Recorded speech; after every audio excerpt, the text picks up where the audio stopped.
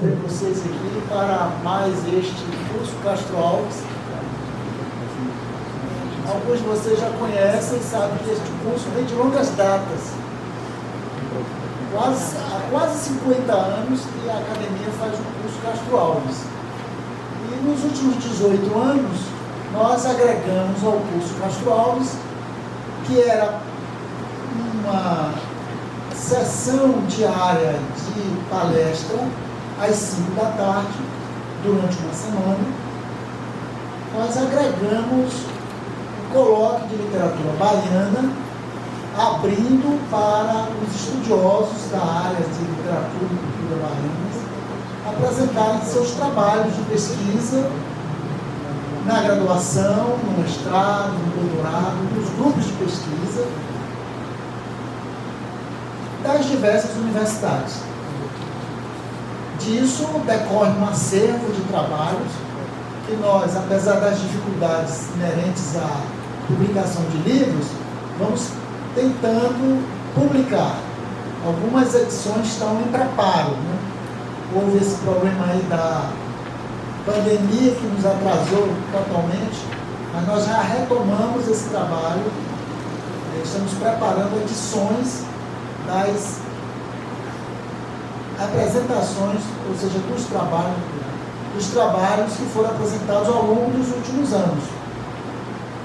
Serão aí 5 volumes, cobrindo cerca de, como que já foi publicado, cerca de 1000 trabalhos sobre literatura baiana ao longo desses anos. Então, é com muita satisfação que nós damos início às apresentações. Convido a professora Eva Oliveira, nossa colega da UNEB, da UFS, professora, ensaísta, ainda na ativa, não é? Eu já me aposentei, ela continua. Se esqueceu de se aposentar. Ótimo, porque aí os alunos atuais, né, aproveitam, né, da grande mestra. Então eu vou passar os trabalhos da professora Eva, desejando a todos que aproveitem bem esse momento. Muito obrigado.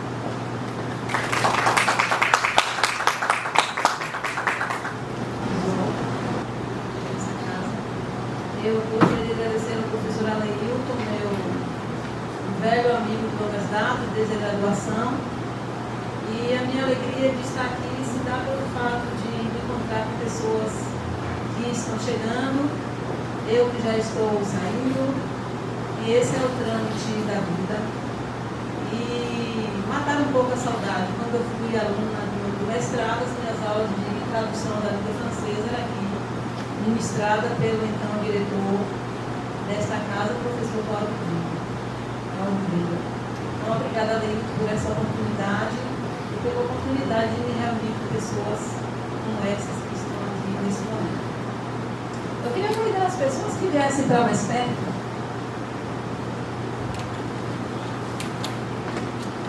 Vamos nos agregar.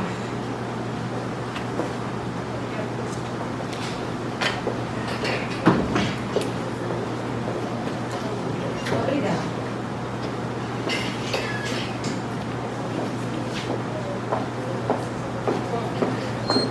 Meu nome é Edna de Oliveira de Santana, eu sou doutora em letras pela Universidade Federal da Bahia,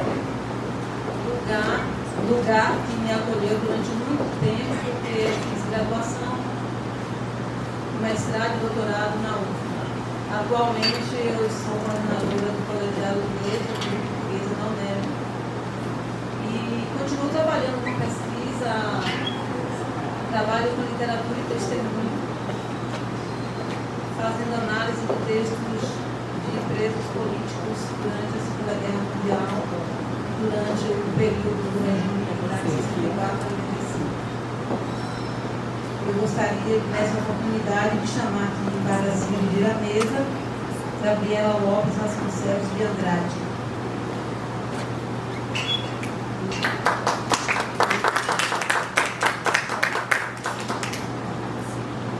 Gabriela possui graduação em Letras Vernáculas pela Universidade Federal da Bahia, mestrado em Literatura e Cultura, doutorado no programa de pós-graduação em Literatura e Cultura. também já é uma jovem pós-doutora. Ela foi visiting graduate na Universidade da Califórnia, em Los Angeles, desde o sanduíche. Trabalhou como professora substituta na Universidade Federal da Bahia e atualmente é professora da Secretaria de Educação do Estado da Bahia, pesquisadora do grupo de teste institucional financiado pelo CNPq na Rede Arquivos. Eu gostaria de convidar Fabiane Silva Andrade, Lídia Costa.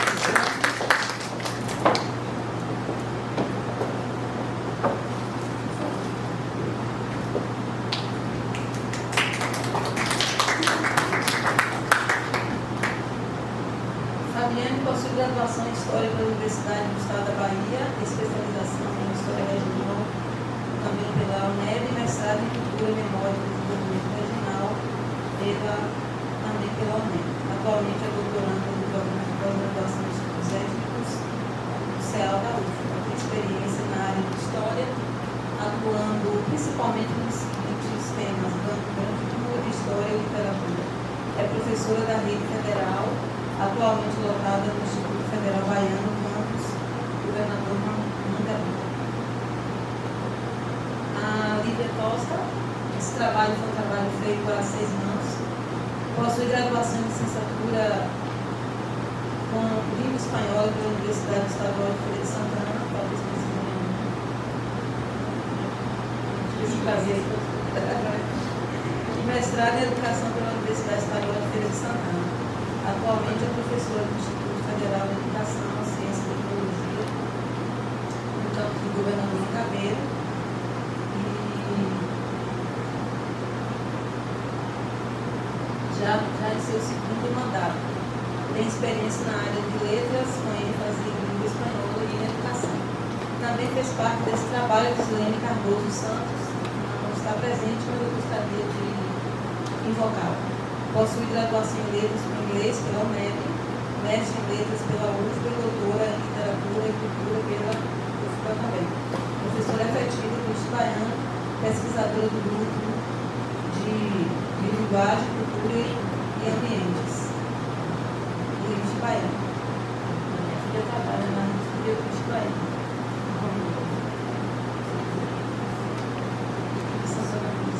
Trabalha no setor educação. É que ela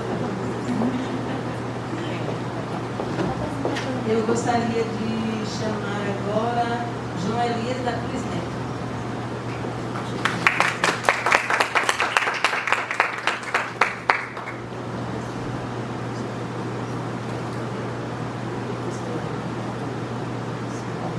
Mestrando em Estudos Literários na Universidade Estadual de Feira de Santana, possui graduação em Comunicação Social pela Universidade Estadual da Paraíba, graduação em Letras pela Universidade Federal de Sergipe e graduação em Teatro pelo IESB, do Centro Universitário de Brasília. Foi jornalista temporário da Força Aérea Brasileira, também atuou como jornalista na TV Brasil, em Brasília, e na TV Sergipe, em Aracaju, e foi professor de português concursado na Secretaria de Educação do Distrito Federal. É autor do livro Reportagem de Televisão, Como Produzir, Executar e Editar, lançado pela editora Vozes em 2011. Gostaria de convidar Pedro Dornelles da Silva Filho.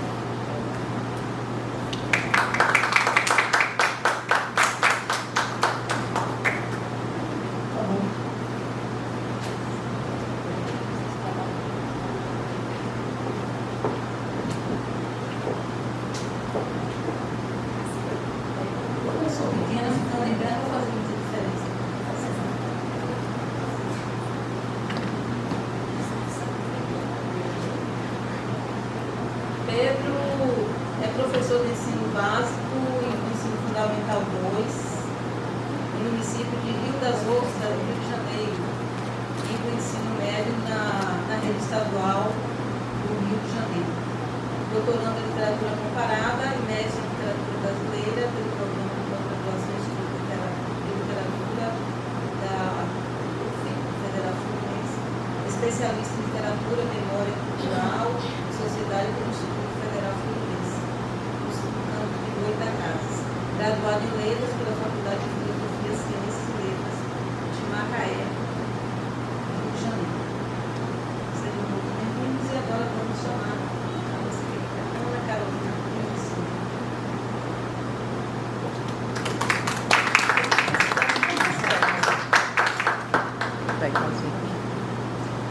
Ana Carolina é graduada em Desenvolvimento pela UNEB, ela é especialista em linguística aplicada, português, programação no ensino e estudos literários. É mestre em literatura e diversidade cultural pela UFES e doutora em literatura e cultura pela Universidade Federal da Bahia, com quem eu tive o prazer de conviver ao longo dos 4 anos do doutorado. Ela divide suas atividades como professora de literatura na UNEB com o ensino fundamental, trabalhando com crianças do 6º ao 9º ano na rede estadual do ensino.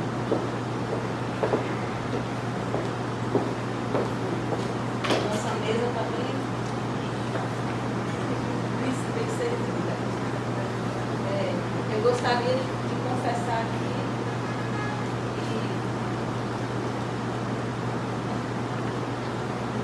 de gentileza, eu vou deixar para apresentar meu trabalho por último. Porque, afinal de contas, a professora Leila me deu a missão de eu receber vocês e acolher, então a gente assim faz. Vamos começar por Gabriela.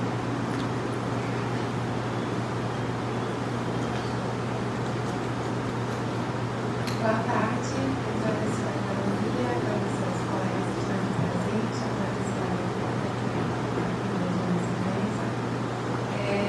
o meu trabalho ele é sobre um livro publicado em 2022, um livro de horror, que foi o tema do meu doutorado. E aí eu vou ler minha publicação, trouxe algumas imagens do livro que é um livro ilustrado. Vou iniciar a leitura. O título da minha apresentação é Invenções do Horror, a geografia de Salvador em todo esse lago do Sangue do Sol, que é o nome do livro, de Paulo Rabier. A etimologia da palavra geografia é clara, deriva do grego geo, que significa terra, e do latim grafos, que quer dizer descrever, observar, grafar, escrita. E isto é uma criação e produtividade do espaço. Esse delineado espaço é o centro da construção narrativa de Todo se Lavam no Sangue do Sol, do escritor baiano Paulo Rabier, tendo como protagonista a cidade de Salvador. O livro se utiliza de uma múltipla linguagem com a produção visual de Alcir Frazão para reterritorializar a cidade. Afinal, começa com a imagem do Pelourinho, centro histórico da cidade. Aí eu sigo o slide. O horror também é central no romance. Aparece como violência e se inicia com um assalto a uma joalheria no centro que se degringola em múltiplos fios de personagens e de ações, quando os assaltantes fogem, mas não garantem o interesse de todos os envolvidos no esquema. Seguindo a sequência de filmes clássicos de horror, de gangster, muitas vezes ligado a um certo punitivismo do destino, todos os envolvidos, direto ou indiretamente ao crime, serão confrontados com as violências e as rupturas de seus gestos. Entre os envolvidos estão um guitarrista frustrado, um religioso colecionador de arte, um italiano astuto com vilão, um político decadente, um traficante arrogante, uma jovem misteriosa e um estudante de cinema mimado pelos pais. Os personagens compartilham com elementos entre a glória do passado e a ruína de uma cidade, isto é, a ambivalência da exuberância e do horror da cidade de Salvador. O horror como gênero faz parte também da construção desta geografia. Não é por acaso que o livro é publicado pela Dark Side, uma espécie de editora de briefing, mas ao mesmo tempo mainstream, bastante legitimada, que se destaca com seu foco por gênero de horror, suspense e true crime. Uma pesquisadora chamada Bridget Cherry, em um livro chamado Horror, afirma que o conceito de gênero é um problema, principalmente em relação ao que a gente chama de terror aqui no Brasil. Ela diz que filmes específicos podem ser vendidos para o público a partir de uma certa etiqueta, sem necessariamente encaixar numa fórmula. O horror muda de acordo com os acontecimentos e sentimentos na época. O que provoca medo e perturbação depende dos anseios e problemas de uma geração. Como desdobramento dessa reflexão, é preciso pensar no horror como conceito, isto é, como aquilo que provoca uma desfiguração do sentimento e retira o sujeito dos modelos e dos dispositivos da vida cotidiana. A poética do horror está intrinsecamente ligada às ideias de morte, de pecado, de verdades malditas da condição humanas, mas aparece como uma metáfora superlativa para os sentimentos e para a vida. A estética do horror é uma lente de aumento, uma exacerbação paródica do cotidiano. Em The Nature of Horror, Noel Carroll define o horror a partir da ideia de ser um gênero artístico, como um conceito filosófico-estético, buscando por que o horror exerce fascínio sobre os espectadores através do medo e da repulsa. Para o autor, o horror é afetar-se. Entretanto, seu efeito é um paradoxo, uma espécie de gozo subversivo do medo, pois o fascínio se exerce na dissolução e na violência, que rompe e joga com as ideias de normal e anormal. Noel Carroll aproximou o horror da noção de catarse aristotélica. Ele sugere que a experiência do horror permite aos espectadores uma experiência indômita de poder. Pela distância da experiência, expurgar o seu medo ao vê-lo unificado, que gera esse efeito catártico. O horror é a arte de desconforto e deformação. A monstruosidade horrível são metáforas abjetas da vida. O horror distorce todas as formas possíveis da morte poética em uma realidade ficcional apreensiva e apelativa, não necessariamente banalizada, mas sim afetiva. E o terror é o suspense que leva a esse efeito de horror. É uma espécie de emoção que atinge o corpo, é um efeito físico, é a própria desmedida aristotélica. A ideia de horror como uma crítica paródica cotidiana dialoga com a ideia de retomar a religião do Nordeste nessa estética. É mais ou menos o que eu estou tentando fazer nesse trabalho. Durval Muniz de Albuquerque, no clássico livro Tudo Clássico Hoje, A Invenção do Nordeste e Outras Artes, discute como o Nordeste também o Brasil não são simples divisões geográficas, políticas ou econômicas, mas construções discursivas, simbólicas e imagéticas. O Nordeste é mais que uma região do discurso que é perpetuado pela televisão, pelo cinema, pelo teatro, pelas redes sociais, através de falas e imagens. Assim, em uma estratégia binária de hierarquização partindo de interesses hegemônicos, cristalizam-se estereótipos que simplificam e distorcem o Nordeste dos nordestinos, tais como a pobreza, a seca, o analfabetismo, a atraso cultural, etc., etc., mas também as grandes maravilhas, como é o caso de Salvador, as praias, as belezas exuberantes, o turismo, as festas eternas. Então, tudo isso está dentro desse jogo de estereótipo. O estereótipo acaba por enraizar e limitar o imaginário, resultando em dominação, manutenção do poder, exclusão de outras formas de pensamento e reflexão. Forja um grupo amorfo, uma identidade homogênea, a partir de semelhanças superficiais. No entanto, o autor salienta que afirmar o apagamento do Nordeste é também transformar a ideia em uma verdade. E essa ideia de verdade de Nordeste não existe. Cito: o Nordeste é tomado nesse contexto como invenção, pela repetição regular de determinados enunciados que são tidos como definidores do caráter da região e do seu povo, que falam de sua verdade mais interior. Então, não importa se você está repetindo o estereótipo ou reclamando do estereótipo, ao afirmar enquanto Nordeste, você está dizendo: existe esse espaço que é espaço ficcional. A literatura como enunciação tem o poder de reinventar esse próprio Nordeste e de desredefini-lo. Afinal, não é um registro histórico, mas um fazer artístico. O horror olha para o resto, enquanto conceito estético. Olha para o lixo da história. Essa hipérbole paródica que tenho que me repetir. Não é uma simetria, mas uma dissimetria, o jogo da normal. Todos se lavam no sangue do sol assim, através dessa estética do horror, fratura tanto na linguagem como nos motivos temáticos a manutenção de uma homogeneidade discursiva. Na própria descrição do romance já aparece um universo sanguinolento pop, já rompendo com os estereótipos da cidade de Salvador e sua exuberância festiva e histórica. Quando no site da editora do livro é descrito uma Salvador tarentinesca. Essa descrição parece assertiva, pois se relaciona ao estilo visceral e estilizado do diretor Quentin Tarantino, em uma trama que relata um universo brutal e inquietante, com personagens imersos em dilemas violentos, refletindo temas de vingança e sobrevivência em uma verborragia e cheia de exploitation.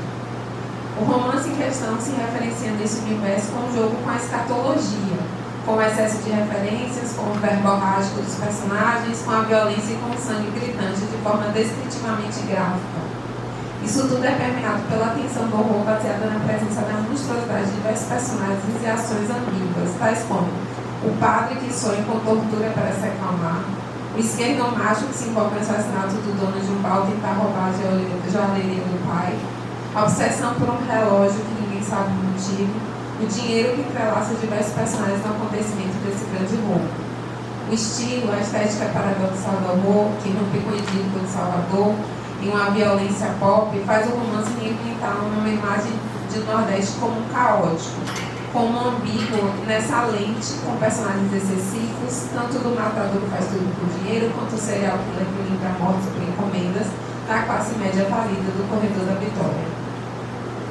Essa ambiguidade é apresentada logo no início da história com a revisão do estereótipo do bufão do gordo, do magro, agora redefinido o horror pelo humor em uma aproximação inesperada ao colocar os personagens vestidos com a máscara de Jason da série de filmes Sexta-feira 13, dos filmes de pânico, para roubarem a joalheria, motivo principal da trama.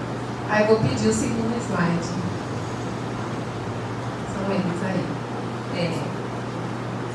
Com o bufônico, gênero do teatro da Idade Média na Europa, o grotesco escatológico, suas principais características, aparecem antecipando o fracasso de um plano. Os dois personagens se definem, as joias não são suficientes para aqueles que necessitavam roubos. E os personagens terminam suados, catarrados e mortos com direito a muito sangue espirrado. O mais interessante é a descrição da Avenida 7, Carlos Gomes, e seu tumulto como um paralelo aos sentimentos dos personagens ao evadir às 5 da manhã do local do crime. E aí eu vou ler o trecho que está ali. A marcha era dura, mas o volante era ágil. Enfiou o carro na direção da Avenida Carlos Gomes sem esperar o sinal da Avenida 7. Uma Kombi bege passou volvinamente, longe o bastante para Moacir pudesse desviar o gol sem contratempos. Então seguia disparada pela avenida de um compositor de Guarani, como se houvesse outros carros em seu enlaço. Dali em alguns minutos, os dedicados atendentes das grandes lojas poderiam ver a poucos metros seus companheiros de ofício, os vendedores ambulantes que ligariam seus microfones em volume máximo e lançariam sobre a cidade sua antissonante coxa de retalhos. A lentidão da Kombi, impedindo chegar mais rápido, e a descrição caótica do comércio da Avenida 7 são espelho da tensão de um horror de um crime que dá errado, como se a própria cidade fosse criminosa. Isso se traduz na morte de um dos personagens, o Jason, que também morre na franquia original, mas no caos tarantinesco do centro da cidade. E eu vou pedir o próximo slide. Com a descrição da morte dele. O sangue de Maguila rapidamente se misturou com a coca pegajosa de sua camisa, formando um poncho escuro e consistente. O máximo que seus espasmos de dor permitiam foi que ele se espatifasse com os pés o resto de sanduíche que estava no tapete do carro, transformando-o numa mistura amorfa de ketchup e pão e a merda do seu sapato. O caos da comida em sua roupa veio do anúncio do caos da cidade. O personagem se desfaz em um tiro por acidente e morre em uma lata de lixo. O paralelo é a da vida com o resto do sanduíche em imagem gráfica de como se pode morrer no caos de Salvador. Nos espaços empilhados cheios de gostos e sabores e cheiros que são comparados com a camisa cheia de coca e sangue, o pop dos seus 475 anos. O horror se fundamenta na criação de sujeitos que rompem fronteiras normativas que costumam separar categorias fundamentais da existência, como vida e morte, humano e animal, orgânico e inorgânico. Está nessa mescla do tiro da camisa de Maguila e do acordar da cidade com o comércio da Avenida 7. Tudo isso combina em repensar a organização e desorganização de Salvador, gerando a sensação de impureza ou desordem, não do estereótipo do mijo do carnaval, mas sim do horror da existência desafiando as noções de ordem e identidade. Essa subversão das distinções que define a experiência do horror, levando o espectador a confrontar o medo do caos. A própria narrativa, o próprio romance, no caso, define o horror como o olhar do abismo do inominável. O horror, nesse sentido, não está restrito a eventos aterrorizantes ou criaturas monstruosas, mas se manifesta na maneira como a história é contada, nos vazios, nas ambiguidades e nas rupturas que abrem caminho para o inominável. Aquilo que não pode ser plenamente descrito ou entendido, mas que na contradição do próprio romance, o não dito aparece pela exploração gráfica que é dito. E aí eu vou pedir o último slide com a citação. As névoas da escuridão são sempre densas, pois limitam o alcance desses olhos cegos à retaguarda de suas retinas, com uma passagem secreta permitindo somente o vislumbre do interior da mente, um cubículo preenchido por névoas tão ou mais espessas que trevas extensas da visão. É com esse olhar que os humanos representam o que antecede o corpo, a falta de existência, o mundo sem o tremor do toque de seus dedos. Com esse olhar também desenham o que sucede o corpo, a existência para além dos objetos que transformam as pessoas em recordações. As trevas representam tudo aquilo que as pessoas se recusam a nomear. A vida, o fulgor de um vagalume que mantém um breve momento de brilho até que por fim se apaga e ela se deixa dominar pela cegueira, as trevas em seu estado natural. Esse conceito de horror simbolizado pela escuridão implica um confronto com o desconhecível, inexplicável e irracional. Nesse abismo, a ausência de resposta e a impossibilidade nominal que se presencia cria uma sensação de terror profundo, pois ser humano se deparar com as próprias limitações frente ao caos. A narrativa, ao construir o horror dessa maneira, torna-se um labirinto de incertezas e ambiguidades. O não dito ou o excesso que impede de se ver são igualmente assustadores. É fazer ver o que não é possível ver, o excesso da invisibilidade. Salvador, como cidade, é o excesso de cores, sabores, cenários, mas também ensina o não dito, invisível, uma violência brutal, uma violência calorosa, uma contradição com geografia. Salvador, em todos os lados do sangue do sol, é a reinvenção pela contradição. A reinvenção dessa geografia é uma forma de discutir a invenção do Nordeste pelo horror, que brinca pelo pop com os estereótipos, com as imagens abjetas e com os acontecimentos do crime. Pensar o outro através das figuras indômitas é reconfigurar ontologias classificatórias na interpretação da corporificação do objeto do horrível. O horror, em sua força disruptiva, proporciona a inversão própria de colocar a lente de aumento no horrível e fazer uma grafia inventiva do espaço. Obrigada.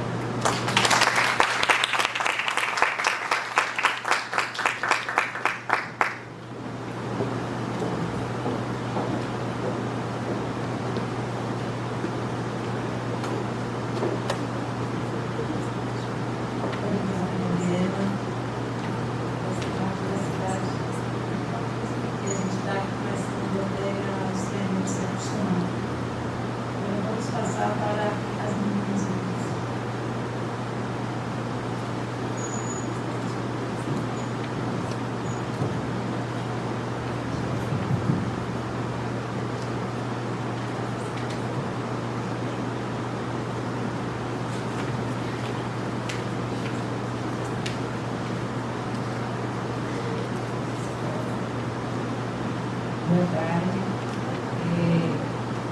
Antes de mais nada, explicar a construção desse trabalho, né? Um trabalho que a professora disse feito a 6 mãos. É a análise de um conto feito por uma historiadora e 2 professoras da área de linguagem e literatura. Então, para além da análise do próprio conto, existe uma análise histórica que está agregada a esse estudo e um período histórico de cada dia, com os imprevistos dos tempos e as deslealdades do mar. Xavier Marques narra com propriedade a vida dos moradores das Ilhas Baianas, por ter sido ele morador da ilha de Taparica, onde nasceu e viveu até a juventude. Assim chama a atenção a descrição densa da paisagem e a caracterização dos sujeitos que aparecem sempre integrados à natureza local. Nesse artigo específico, tomaremos como objeto de análise o conto A Noiva do Golfinho, que narra a história de Marina, descrita por Xavier Marques como a mais singular de todas as moças da ilha de Tinharé. A singularidade de Marina é descrita a princípio por seu aspecto físico, pois, daquela cor de leite coalhado, não havia senão ela no lugar. A cor de leite coalhado demonstra a brancura da menina, mas não a brancura europeia, Afinal, os europeus eram os brancos, termo utilizado por Lourenço Cardoso. Aqueles cuja brancura era inquestionável. Marina não era cor de leite apenas, era cor de leite coalhado, o que revela que a menina era o tipo de branca da terra, branca baiana, cuja brancura se efetuava na oposição com as demais pessoas do lugar. Afinal, ela era uma figura singular, única, e ninguém sequer sabia sua origem.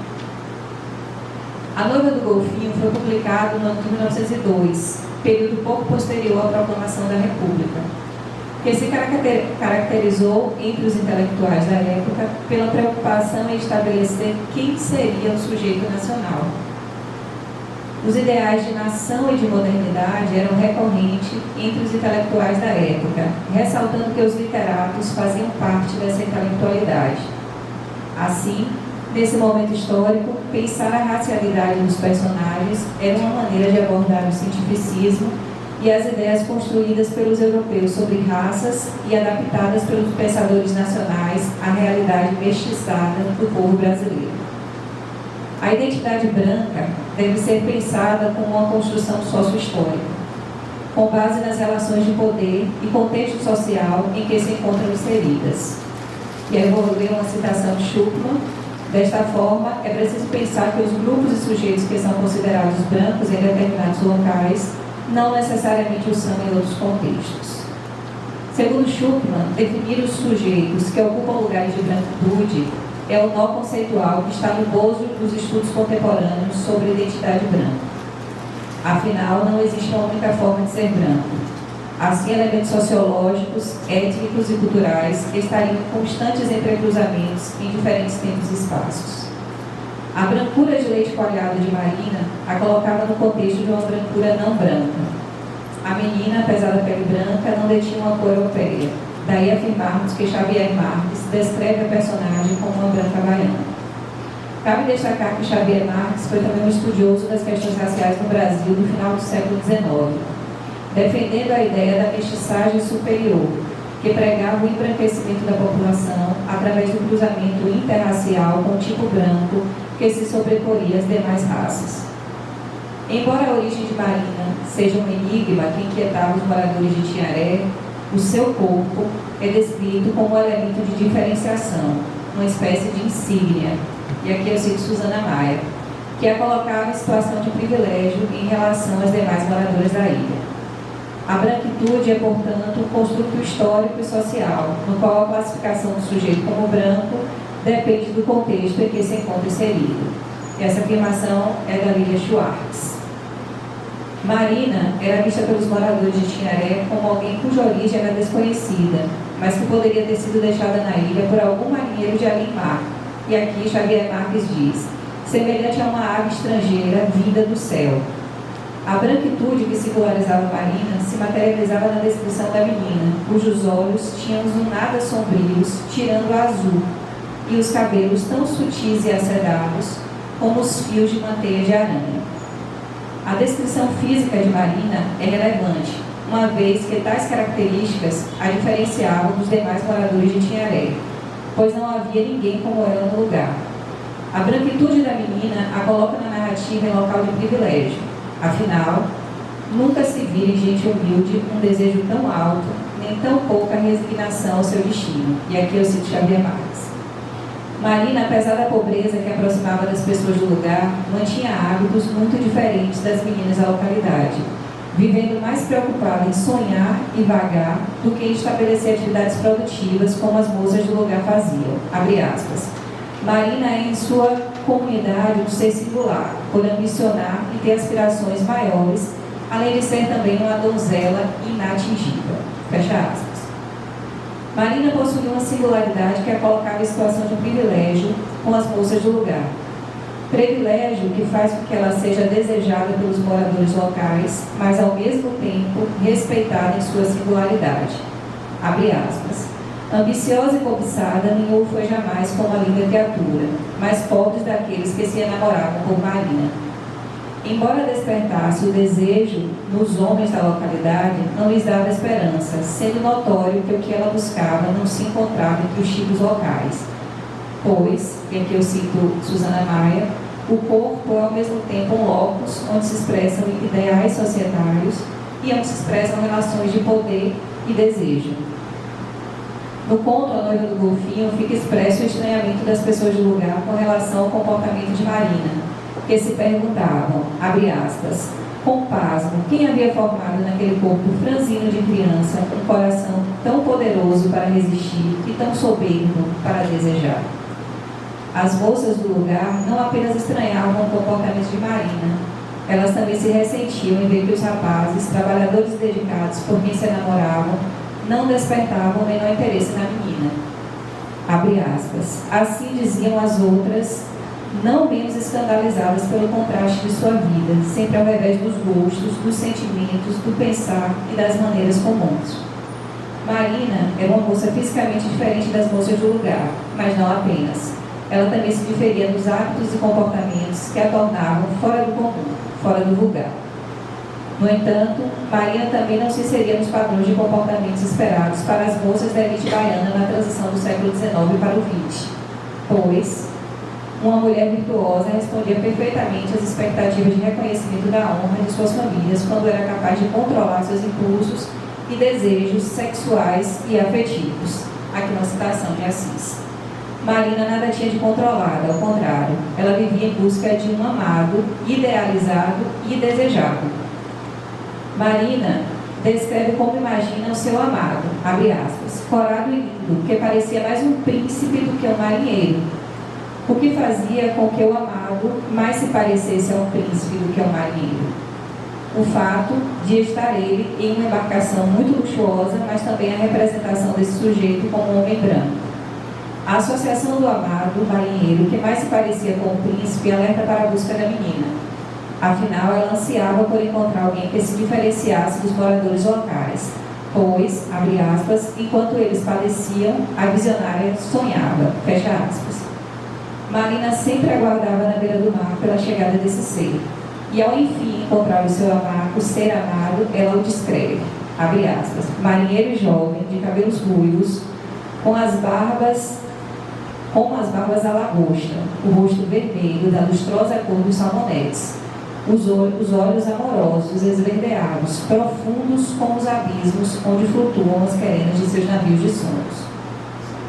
O ser por quem Marina ansiava, e a quem se referia como meu amado, tinha uma pele vermelha, típica das pessoas brancas que passam um longo período expostas ao sol, olhos verdes que reforçavam seu tipo branco.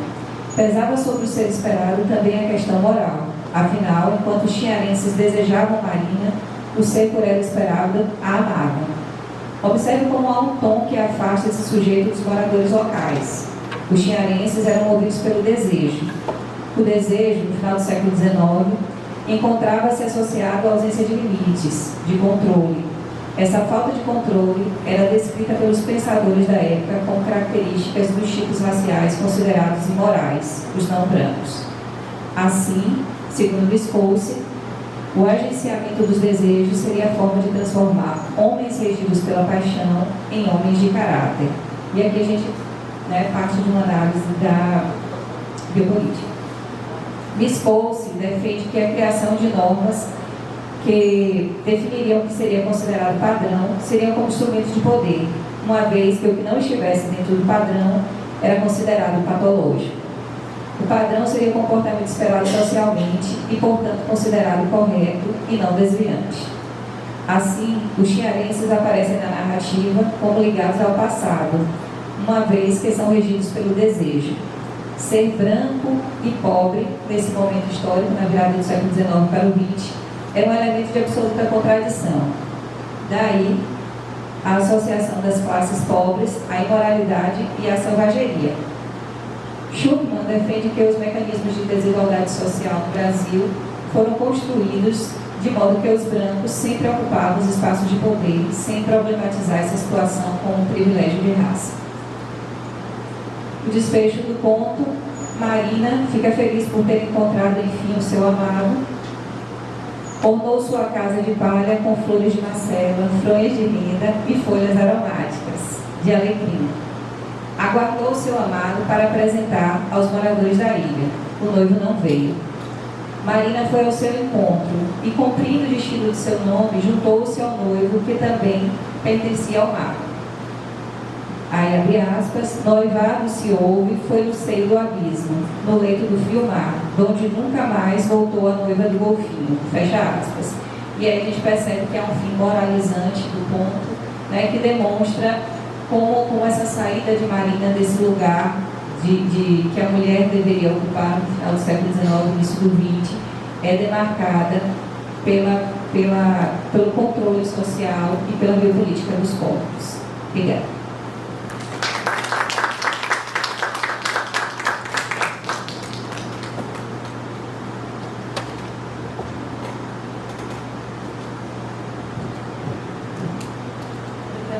Por esse reencontro com Xavier.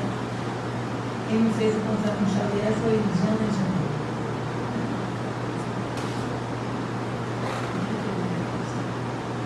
Agora vamos para o impacto da ditadura militar na vida pessoal, os dias de Valdomiro Jogas Silveira e o senhor Joelito da Cruz.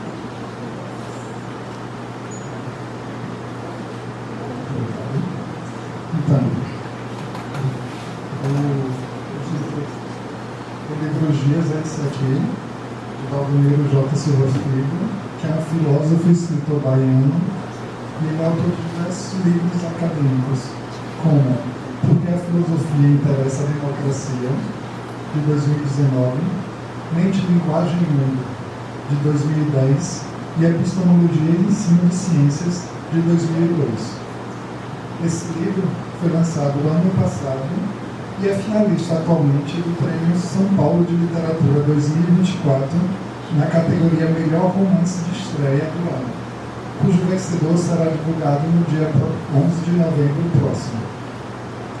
A obra é composta por 16 capítulos inscritos em 5 partes, sendo 4 partes nomeadas por datas e narradas pelo narrador protagonista, um personagem não nomeado, assim como a maioria dos personagens do romance, e uma única parte, a 4ª parte, é narrada por um narrador testemunha, e tem como título Lições de Arco e Flecha para Cegos. Os slides estão podendo colocar?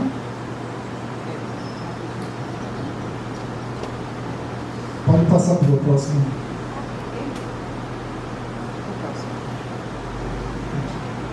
A primeira data é 18 de dezembro de 2015 e apresenta o retorno do personagem à cidade de Colônia, na Alemanha, 40 anos após ter estado lá pela primeira vez, e é em ordem cronológica a mais recente.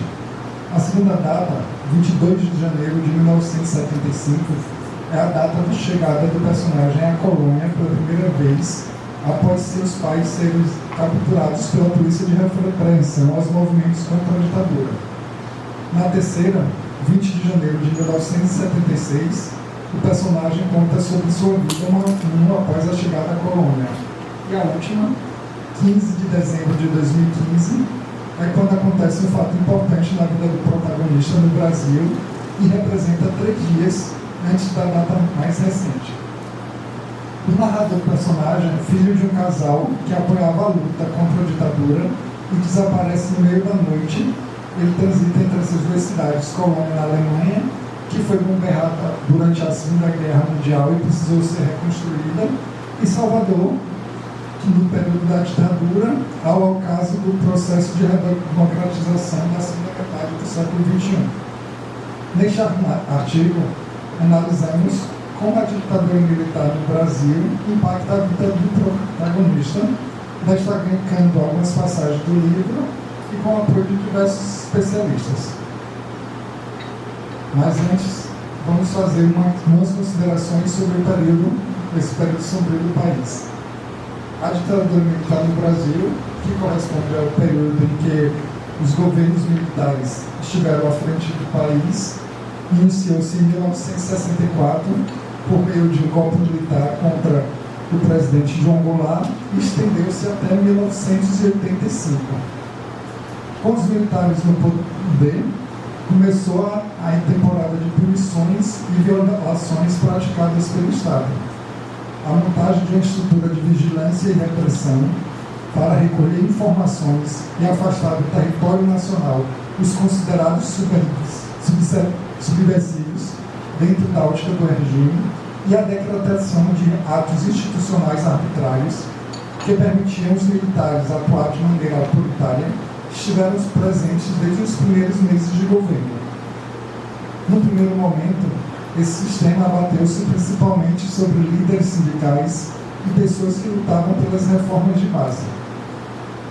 O primeiro ato institucional foi decretado no dia 9 de abril de 1964, posteriormente conhecido como AI-1, cassando mandatos de parlamentares e suspendendo direitos políticos dos inimigos da Revolução. Ao longo da ditadura, foram otorgados 19 atos institucionais, sendo o mais conhecido o AI-5, que deu ao presidente o direito de promover inúmeras ações arbitrárias e reforçou a censura e a tortura como práticas da ditadura. Pode passar o slide. Nos slides vão ter basicamente as falas que eu vou ler aqui. Então, de acordo com o livro Brasil Nunca Mais, elaborado pela Arquidiocese de São Paulo, de abuso cometido pelos interrogados sobre o preso, a tortura no Brasil passou com o regime militar a condição de método científico, incluído em currículos de formação de militares. O ensino desse método de arrancar confissões e informações não era meramente teórico, era prático, com pessoas realmente torturadas, servindo de cobaias neste macabro aprendizado. Sabe-se que um dos primeiros a introduzir tal pragmatismo no Brasil foi o policial norte-americano Dan Trione, posteriormente transferido para Montevidéu, onde acabou sequestrado e morto. Quando estudou em Belo Horizonte, nos primeiros anos do regime militar, ele utilizou mendigos recolhidos nas ruas para adestrar a polícia local. Muitos brasileiros resistiram e lutaram contra a ditadura, de variadas formas. Estudantes, artistas e intelectuais que se manifestaram contra a ditadura sofreram uma forte repressão. Nosso slide. Entre 1969 e os primeiros anos da década de 70, o país viveu um período que ficou conhecido como os anos de chumbo. A ditadura havia silenciado o movimento sindical, os partidos e movimentos de oposição, estudantes, intelectuais e artistas. Com o campo de ação reduzido e vigiado, uma parte da esquerda buscou resistência nos movimentos de guerrilha dos anos 50 e 60, como as lutas anticoloniais, a guerrilha vietnamita e a Revolução Cubana, e optou pela luta armada para enfrentar o regime. Em poucos anos, as organizações foram destruídas pela repressão, deixando o saldo de inúmeros mortos, desaparecidos, presos, exilados e banidos. Nos 21 anos da ditadura militar, o Brasil teve 5 presidentes militares, e todos eles foram eleitos sem a participação da população no processo de escolha. Próximo slide. O golpe que implantou uma longa ditadura foi traumático para todo o país, em especial para a sua juventude. Sufocou talentos, expulsou estudantes e docentes das universidades, limitou o aprendizado a um currículo escolar distante da realidade em que vivíamos, fechou grêmios e entidades estudantis regionais e nacionais, proibiu peças teatrais e músicas, invadiu teatros, sindicatos e associações, censurou a imprensa, exilou poetas. Acima de tudo, a ditadura prendeu, torturou, sequestrou e assassinou pessoas. A Comissão Nacional da Verdade, cujas atividades foram realizadas de maio de 2012 a dezembro de 2014, no governo da presidente Dilma Rousseff, reconheceu em seu relatório final 434 mortos e desaparecimentos políticos entre 1946 e 1998, ocorridos principalmente durante o período da ditadura militar. No livro Os Dias, o protagonista é filho de um casal de classe média alta que em 1975 tinha 16 anos, morava na cidade de Salvador, mais especificamente na Vila Laura, em Brotas, e estudava no Colégio Antônio Vieira, uma das instituições mais tradicionais da cidade. Seu pai era professor de literatura da Universidade Federal da Bahia e sua mãe, sócia principal de um dos principais escritórios de advocacia da cidade, fundado pelo seu avô, e atuava na defesa de alguns presos políticos. O casal, embora não militante de partidos clandestinos nem tivesse envolvimento com a luta armada, dava suporte a um pequeno grupo de intelectuais de esquerda que se reuniam periodicamente na sua casa. As reuniões clandestinas, proibidas pela ditadura militar, ocorriam na garagem, onde era montada uma mesa de jogo para disfarçar caso a polícia invadisse o local, e discutia sobre a crueldade da ditadura, a causa dos camponeses proletários, textos considerados proibidos, como o manuscrito de 1848 de Karl Marx, e a elaboração de manifestos pela liberdade política e igualdade universal. O personagem é o responsável por datilografar o informativo redigido pelo grupo e rodar mais de 200 cópias do mimeógrafo a álcool, além de comprar o papel e a matriz do mimeógrafo em diferentes papelarias da cidade para não levantar suspeitas. Próximo slide.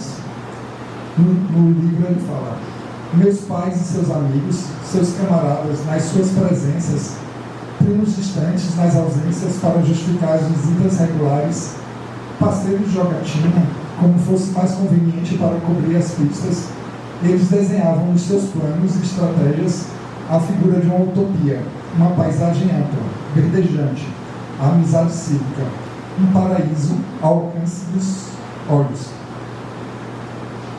Em depoimento para o livro Mortos e Desaparecidos Baianos, Souza, que foi preso e condenado pela Auditoria Militar da 6ª Região Militar, localizada na Moraria, em Salvador, cumprindo 2 anos de prisão, diz que o dia a dia de quem lutava contra o regime era cobrir os locais onde ocorriam alguns encontros em que diversas atividades eram realizadas, desde passar e cobrar tarefas, discutir alguma ação ou fazer articulação com outras organizações.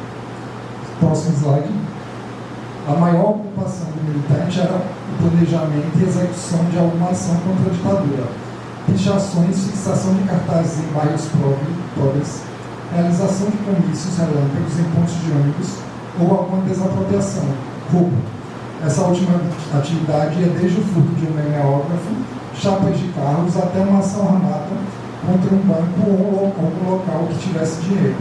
Vinha desta última atividade a sustentação financeira de grande parte das organizações que fizeram a opção pela luta armada. Já os partidos tradicionais, o PCB, por exemplo, possuíam uma rede de simpatizantes colaboradores. Assim como Souza na vida real, o personagem do romance é testemunha e vítima da ditadura militar e dá esclarecimentos para os que dela não participaram. Suas lembranças sobre o assunto são extremamente vívidas em relação às demais memórias. Em um dia, quando a empregada Dona Graça, um dos poucos personagens nomeados no romance, chegou à casa da sua família às 7 horas da manhã, como era de costume há 10 anos, encontrou tudo bagunçado. Seus pais haviam desaparecido e deles nunca mais soube notícias. Nessa noite, ele, por obra do destino do acaso, havia ido dormir na casa de um amigo.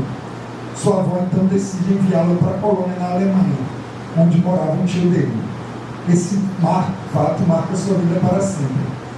O livro é constituído a partir dos impactos desse acontecimento. Nas 4 partes datadas, os acontecimentos são narrados pelo narrador-personagem 40 anos após o fato. É contada a sua história, relatado seu testemunho no presente a partir das memórias do passado. O personagem conta acontecimentos que interferiram na sua vida de forma permanente, sem levar em consideração a cronologia. Ao começar, ele declara: lembrar é difícil, lembrar é um ato de determinação, mas esquecer é ainda mais difícil. Como é difícil tirar uma montanha que despencou sobre nossos ombros, retirar o espinho cravado na carne, estipar uma dor com a qual já nos acostumamos. De acordo com Freire de Farias, uma experiência que não for totalmente assimilada enquanto acontece, seja porque o sujeito encontra-se em estado de vulnerabilidade ou porque aconteceu de forma inesperada, não possibilitando ao sujeito qualquer mecanismo de preparo, como ocorreu com o personagem do romance, pode ser considerado uma experiência traumática e trazer consequências para toda a vida. Próximo slide. A experiência traumática, por propõe ter um núcleo de ordem do indizível, do irrepresentável, permanece como um corpo estranho que não se entrega à cadeia de representações, ou seja, não se transforma em lembrança. Mantém-se desse modo na condição de uma imagem recorrente que não sofre qualquer desgaste com o passar do tempo, por não ser alçada à condição de construção de memória. Por esse motivo, aqueles que passaram por uma experiência dessa natureza precisam de um tempo para que possam, quando possível, se dedicar a um tipo de escrita no sentido de produzir um testemunho daquilo que fora vivido. A primeira constatação do personagem é que sua vida iria ser totalmente diferente da que era até então, e ele não era mais o senhor de seu destino. Se transformou em um órfão, chorão e deprimido, triste como um cão na chuva mergulhado em autopiedade, como se tivesse levado um coice, voado pela janela e encontrasse choramingando.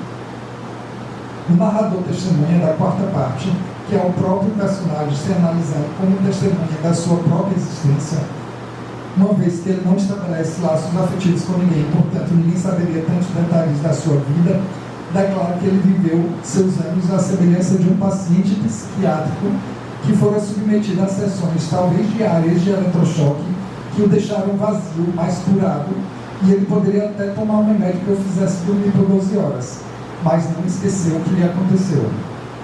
No retorno ao Brasil, ele estudou, formou-se em medicina, mas nunca fez amigos, e mesmo trabalhando como médico concursado do HGE, onde dava plantões, sua atitude sempre foi taciturna, de reclusão, não se interessando em fazer amizade.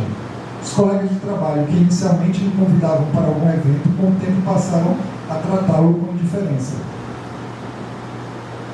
Sobre sua própria percepção, 40 anos depois do acontecido, o personagem, lembrando dos acontecimentos, declara: próximo slide.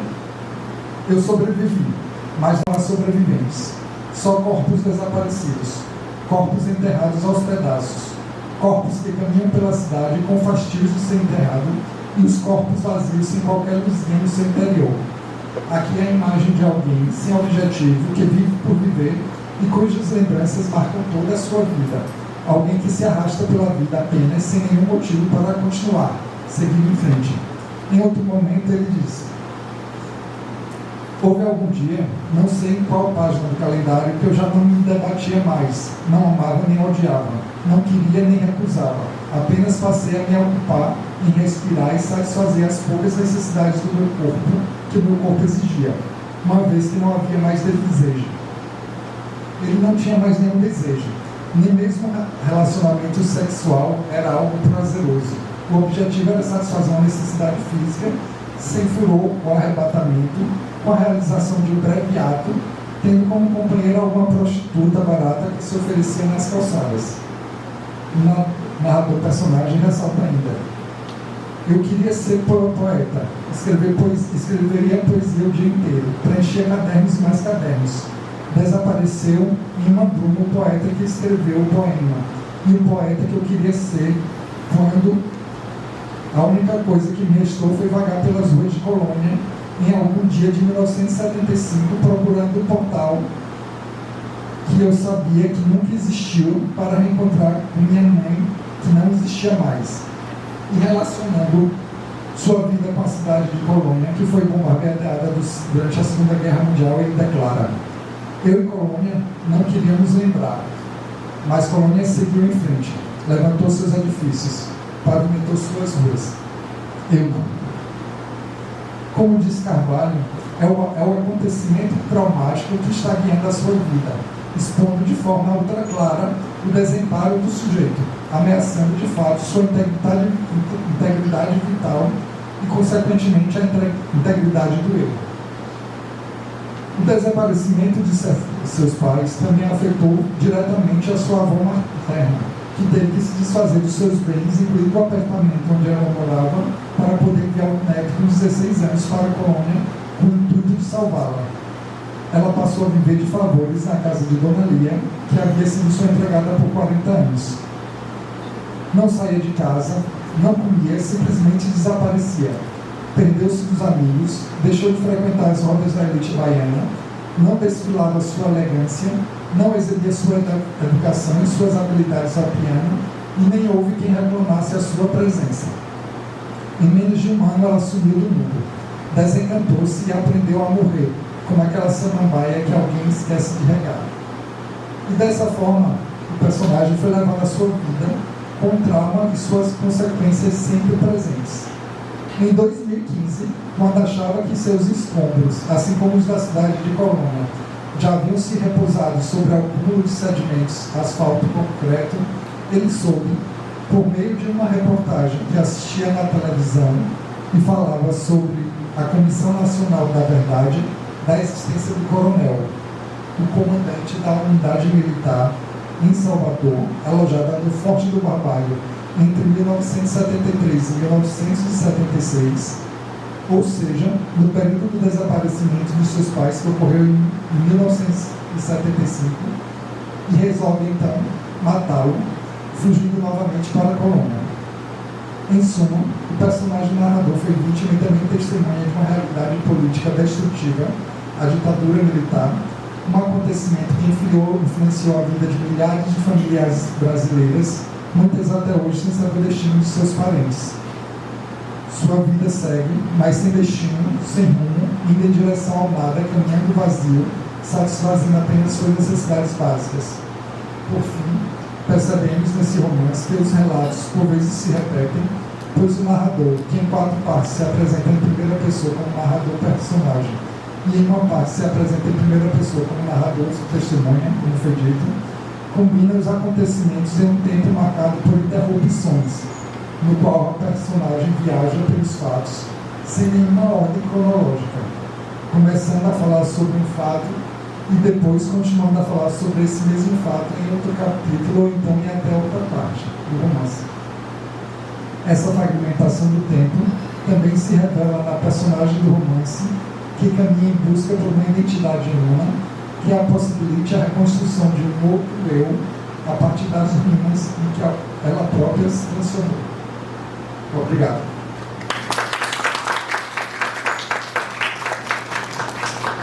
Muito obrigada por essa memória, essa violência do Estado. E enquanto eu estava ouvindo, eu lembrei de uma frase do ministro da Justiça da França, não sei o que é, que ele disse que a verdadeira vingança se referindo a esse governo mundial da vingança. Então, nós estamos aqui trazendo essa memória, né, para que sejam reparados os erros que serão reparados, mas que sempre serão reparados. Agora vamos para a trajetória. Apesar de tudo, a poesia, aproximações de poetas baianos contemporâneos pelo planeta festival. Boa tarde. Bom, eu sou Pedro Dornelles, pesquiso a obra do Jorge Amado há mais de 10 anos, mas eu já não trouxe nada sobre Jorge Amado. Eu fiz um ensaio, um gesto de leitura de 3 poetas contemporâneos baianos para trazer hoje para a minha apresentação, né? Eu vou pedir licença a vocês para fazer a leitura das reflexões que eu vou tecendo a partir do diálogo estabelecido entre esses 3 nomes. Tá? O título do texto ficou: No Apesar de Tudo, a Poesia. Aproximações de poetas baianos contemporâneos. O propósito desse trabalho é ensaiar leituras aproximadas das produções de 3 poetas baianos contemporâneos: Aleilton Fonseca, em A Terra em Pandemia, de 2020, Antônio Carlos Sobrinho, em Pequeno Laboratório das Coisas da Vida, e Tiago Correia, em Cuidado com Quem Te Ama, de 2023, para refletir acerca da percepção dos escritores diante dos tempos obscuros vivenciados pela democracia brasileira, de 2019 a 2022. E pela humanidade com o advento da pandemia da Covid-19. Partindo da perspectiva de Agamben, em que, no ensaio o que é o contemporâneo, na qual define que contemporâneo é aquele que se detém às obscuridades em vez das luzes do seu tempo, eu pensarei o que dizem e como dizem os poetas a respeito dessas obscuridades, fragilidades, inquietações, denúncias, mas também alternativas de sobrevivência reconhecimento da força, potência e pulsão de vida que há no apesar de tudo. O tom escolhido é mais ensaístico do que articulista, pautado no interesse de reunir vozes poéticas da Bahia, esse território que é régua e compasso para o profundo exercício de ampliação da sensibilidade.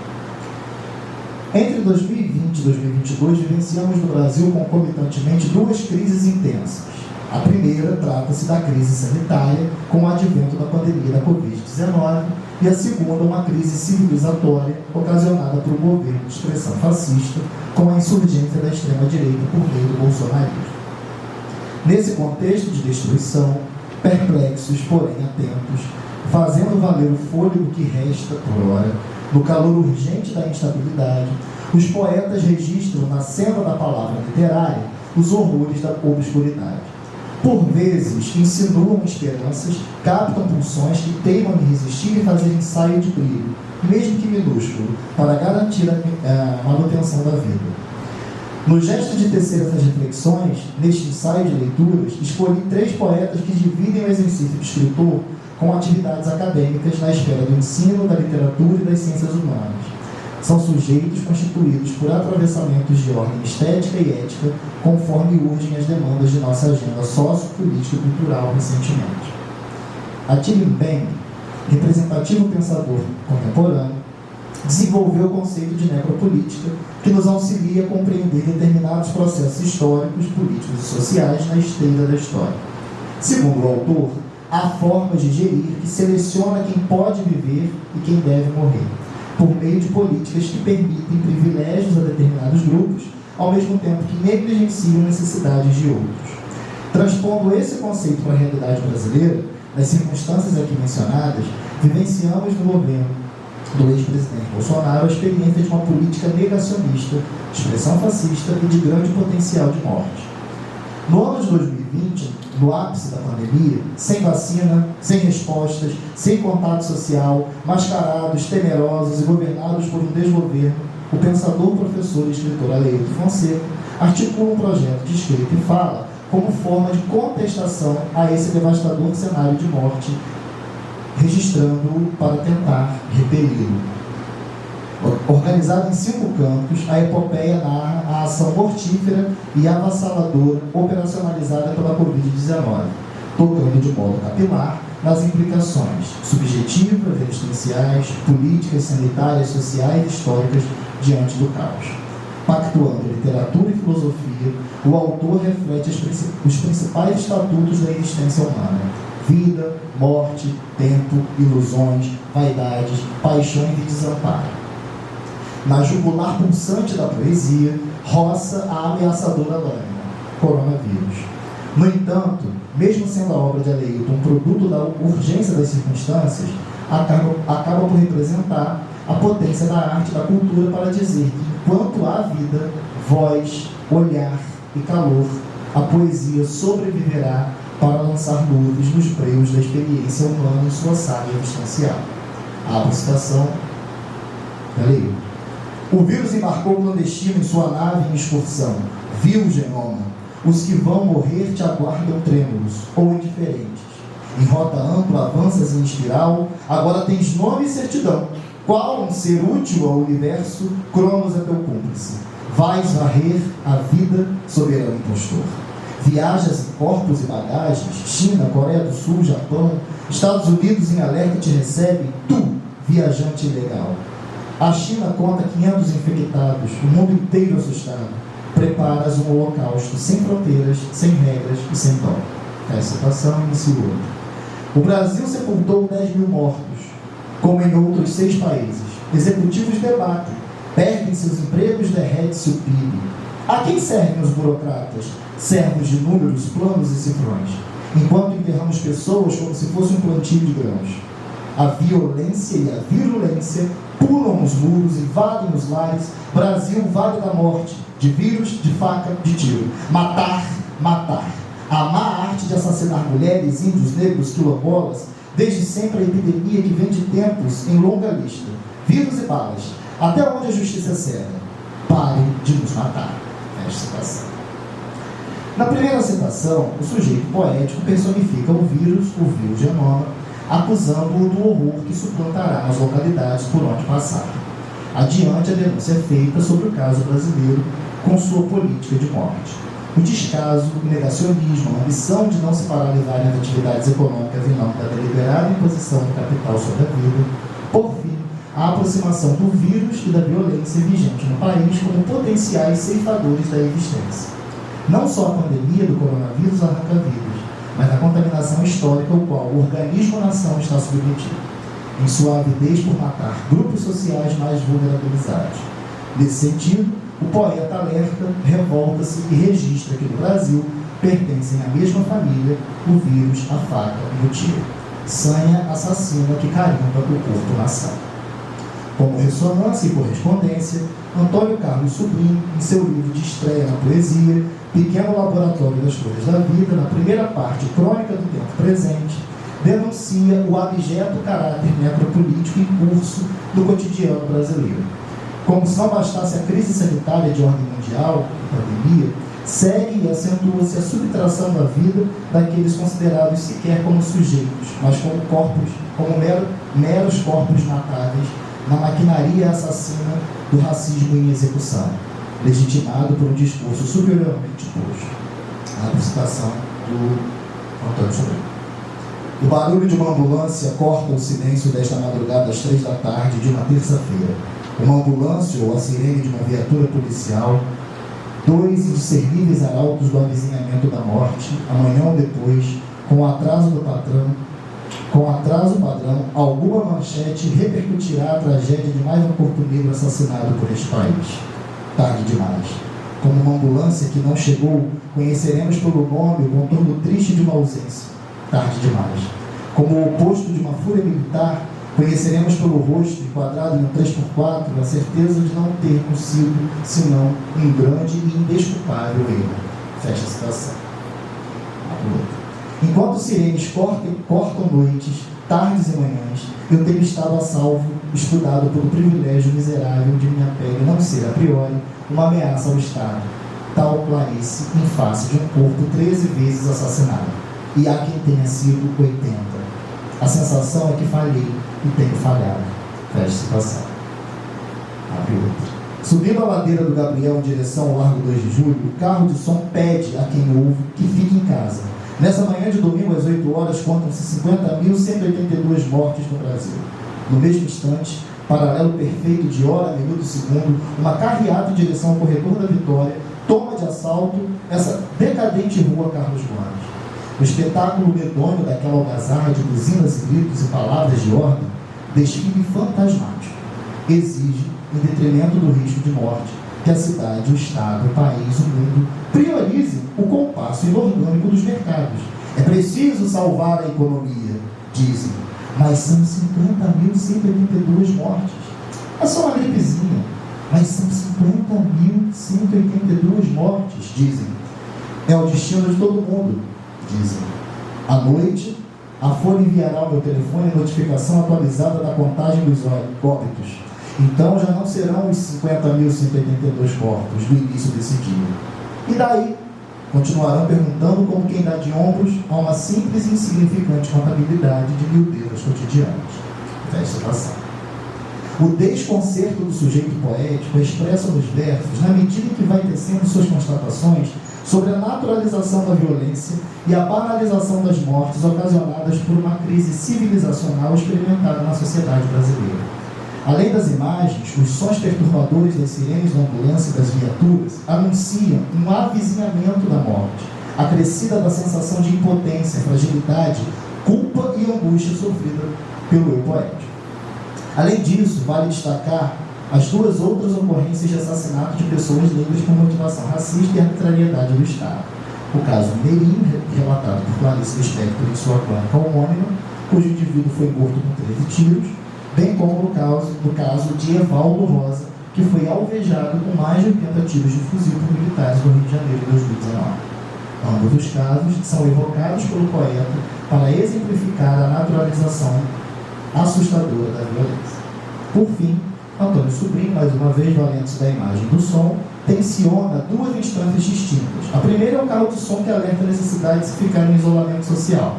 pois no Brasil a marca de 50.182 mortos pela Covid havia sido assustadoramente alcançada.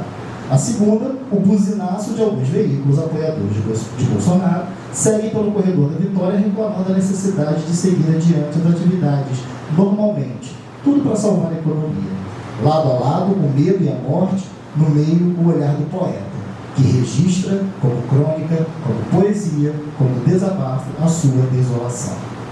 Tiago Correia, no poema Tem um Abismo Abrindo Lá Fora, de seu livro Cuidado com Quem Te Ama, também cria uma voz enunciativa desolada pelas desigualdades vigentes no mundo.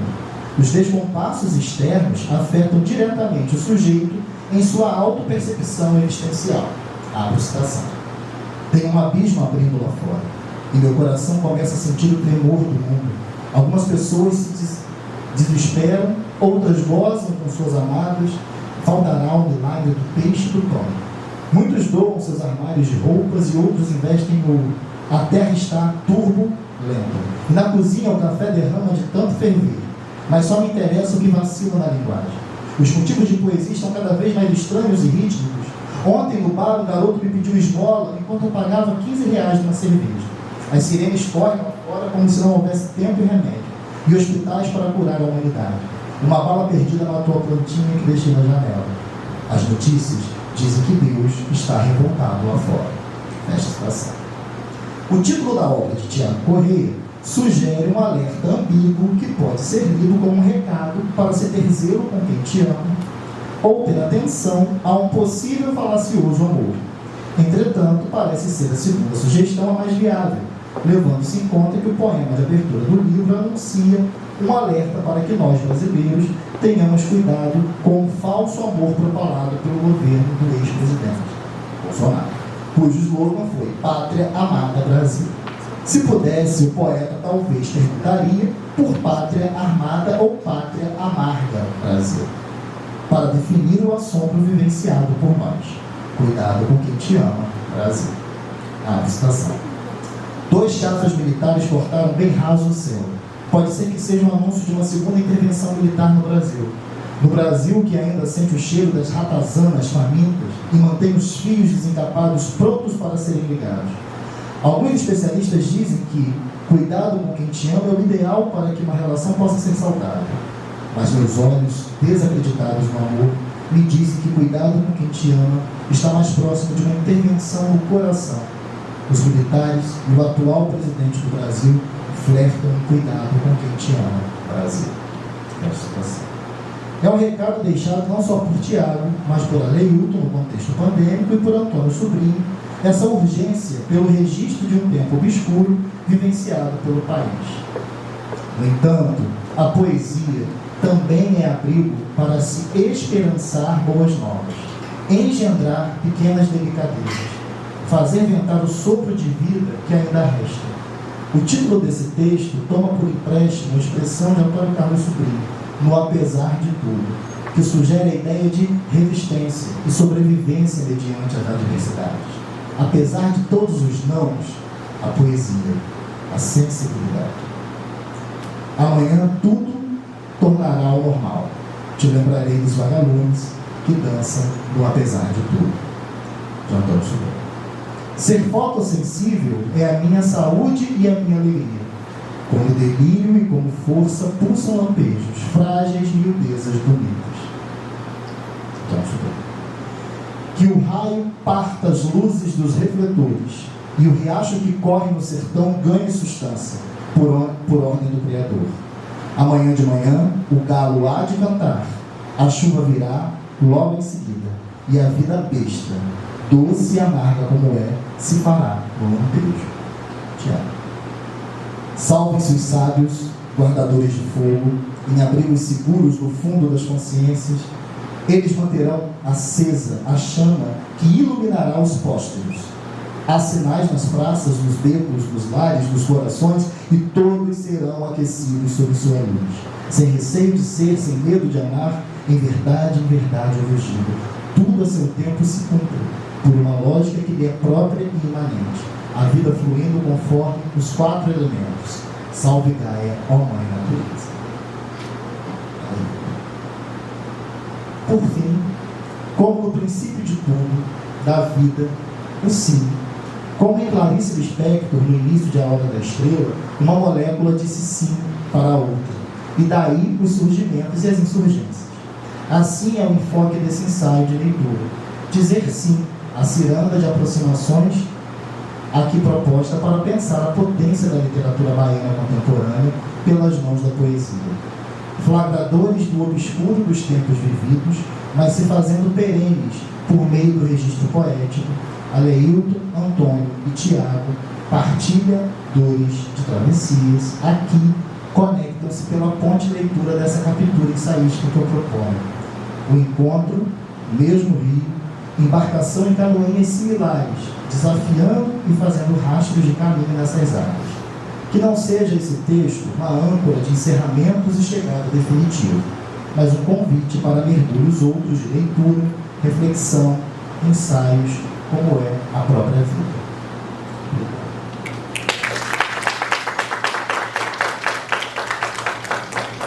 Muito obrigada.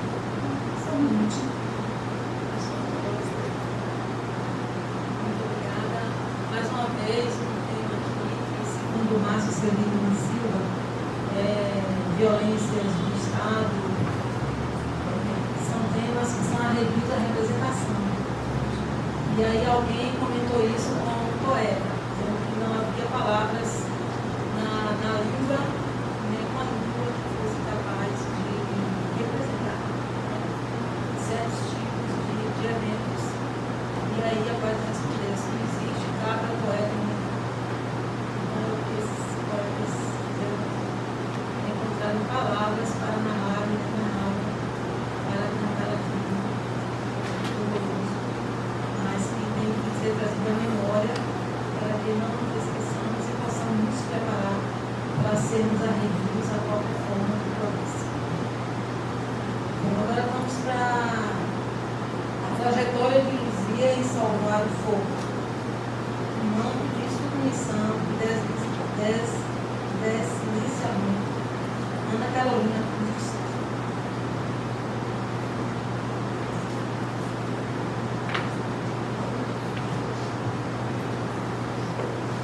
Boa tarde a todos.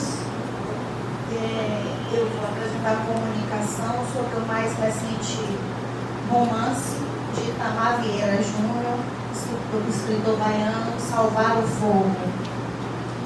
E, como Eva já apresentou, a comunicação está intitulada A Trajetória de Luzia em Salvar o Fogo, um manto de insubmissão e silenciamento. Vou ler o meu texto. Neste estudo, intenta-se analisar a trajetória da personagem Luzia do romance Salvar o Fogo de Itamar Vieira Júnior, destacando operadores simbólicos que sinalizam um movimento pendular entre silenciamento e dessilenciamento, submissão e insubmissão por parte da personagem diante de todo tipo de violência que é submetida. Luzia é uma mulher pobre, negra, descendente de uma família afro-indígena, cuja cultura fora solapada pelos valores da Igreja Católica e de onde vem a sua subsistência. Início de citação: em Tapera do Paraguaçu, são os monges do mosteiro que inditam as regras. Pela religião, manipulam não somente o pensamento das personagens, como também dificultam as suas vidas, uma vez que se valem da extrema pobreza para explorarem sem piedade a população. Cobram impostos sobre suas terras e, quando estes não são pagos, confiscam da população o direito sobre elas. Fim de citação, Chagas, 2024. Naquela comunidade, Luzia é vítima de todo tipo de preconceito, de classe, gênero, racismo, e até mesmo por sua condição física, isto é, por desenvolver na adolescência uma corpura. Além da condição física ser motivo de zombaria, Luzia é também discriminada pelos habitantes da Tapera do Paraguaçu, que a acusam de feitiçaria devido ao fato de constantemente ocorrer incêndios na tapera, e e a ela ser atribuída a autoria por considerarem que ela tenha poderes sobrenaturais e pacto com o mal. Na figuração da protagonista, tem-se a representação de um corpo espoliado e aviltado, de cuja violência naturalizada nas relações de poder nas quais se encontra envolvida.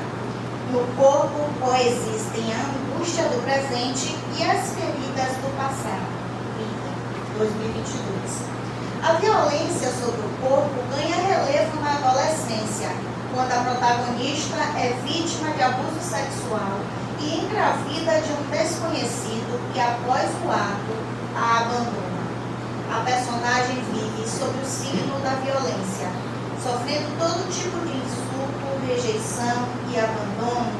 Tem uma trajetória de vida solitária e atribulada, o que contribui para uma oscilação de comportamento. Por vezes, se apresenta de modo subserviente às normas sociais de sua comunidade e à fé cristã. Por outras, se coloca de forma insubmissa diante das injustiças sociais, resistindo como pode.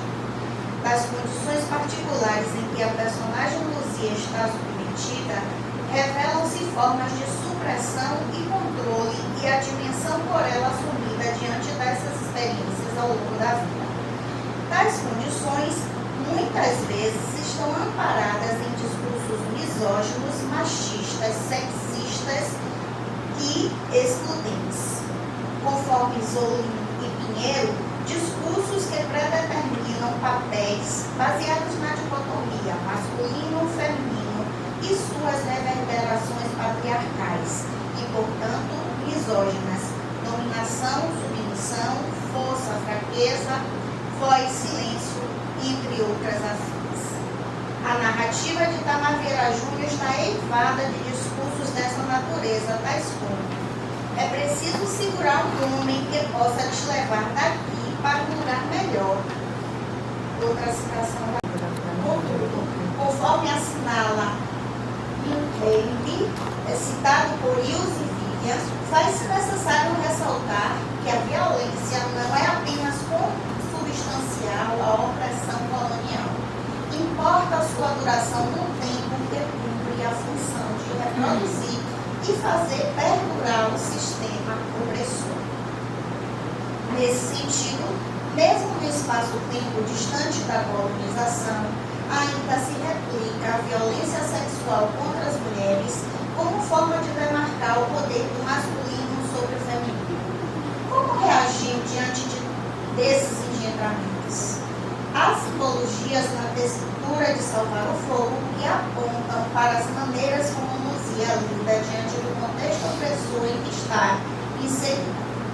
Para se blindar contra o falatório da comunidade da Tapera por ter engravidado, visto que, conforme as condições sociais de sua época, uma mulher não deveria ser mãe solteira, Luzia decide não sair de casa durante todo o processo de gestação, bem como abandonar o filho após o nascimento. A primeira citação: a rejeição ao filho é instintiva, denota o asco pela maneira como ele foi concebido. Fim de citação, Chaves. Contudo, ao contrário do que esperava, o filho Moisés, ao nascer, foi coado das águas pela tia Marinha, que passa a ajudar com os cuidados do menino. Luzia esconde a maternidade e passa a ser vista como irmã de Moisés. A maternidade do menino passa a ser atribuída aos avós Alzira e Mundinho. Desta forma, diante do abandono e da violência sexual de que Luzia é vítima, ela reage com omissão e silenciamento, carregando a culpa pelo resto da vida. Conforme salienta Chagas, ela busca a igreja como refúgio, como forma de se redimir da culpa que carrega.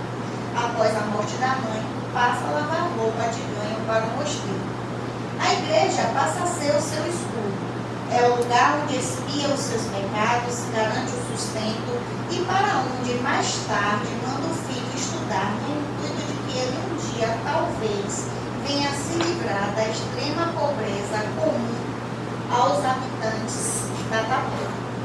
No entanto, A igreja protege-a e a explora ao mesmo tempo.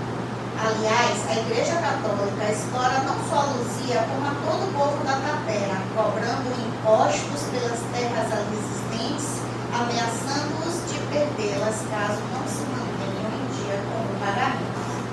Salvar o fogo é uma mostra das relações desiguais de poder e violência sobre corpos, principalmente os mais frágeis e vulneráveis, como é o caso de Luzia.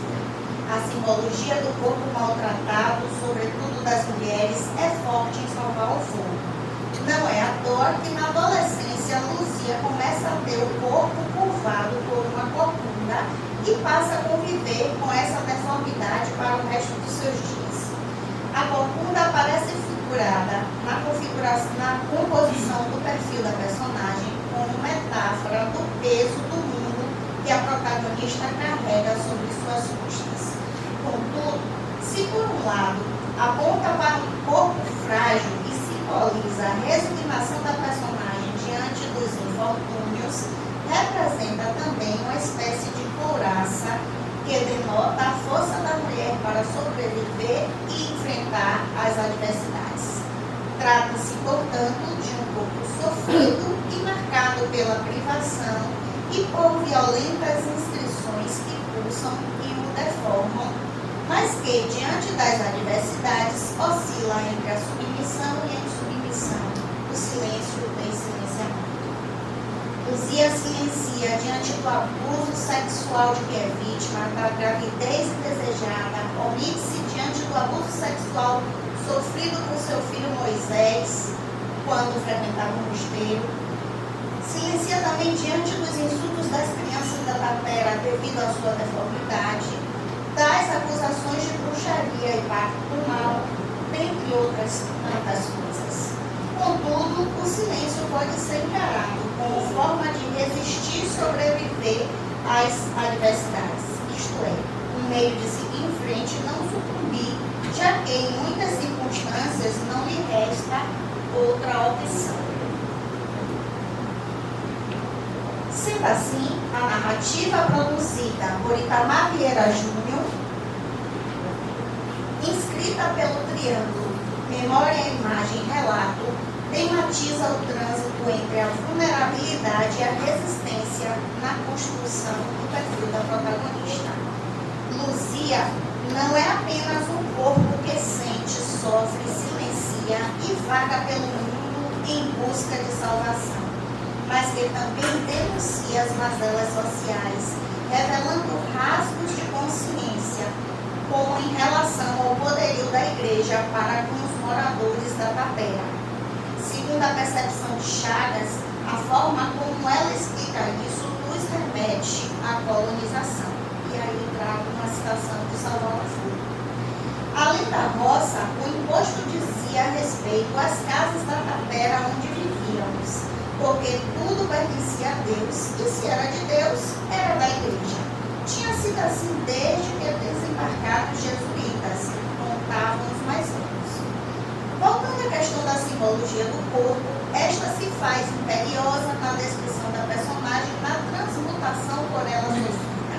A passagem do tempo demarca não só a mudança no tratamento que dispensava o corpo, mas ao amadurecimento, uma mudança de postura e, por consequente, uma guinada de consciência por parte da personagem. No dizer de Luzia, por 30 anos ela usou tranças como uma piada para se livrar dos insultos do povo da Tapera. Mais tarde, deixou que sua cabeleira se tornasse um manto grisalho e solto, o que denota um gesto de libertação e desprendimento das coisas do passado. Luzia já não se importa com o que pensam a seu respeito. Ao libertar-se das tranças, liberta-se também de uma identidade moldada pelos valores cristãos que muitas vezes anularam traços de sua ancestralidade indígena e africana. Com a morte do pai, Luzia torna-se ainda mais um pouco solitário e desamparado. Descobre que suas terras tinham sido invadidas e determina-se a reavê-las. Naquele momento, percebe que naquela fração do mundo estava a narrativa de sua gente. E pisaram e guerrearam sobre o solo, sob os mantos encarnados de penas diárias. Assim continuaria a ser até que o último morador habitasse a aldeia. Talvez fosse Luzia, um rio correndo, transpondo os obstáculos, impossível de ser represado. Reveste-se de coragem e reconstrói sua identidade indígena, até então sepultada pelos valores cristãos. Luzia pretende se vestir de história e decide refazê-la, preparando um manto tupinambá com penas das aves da região, símbolo de resistência e liberdade, usado pelos povos indígenas. Segundo a tradição, somente caciques e guerreiros vestiam o manto emplumado. Às mulheres cabia a arte de costurar as penas. Mas Luzia decide quebrar a tradição. Veste-se com o manto e resolve enfrentar o mundo para reaver as suas terras. Seu nome é coragem e já não teme a morte.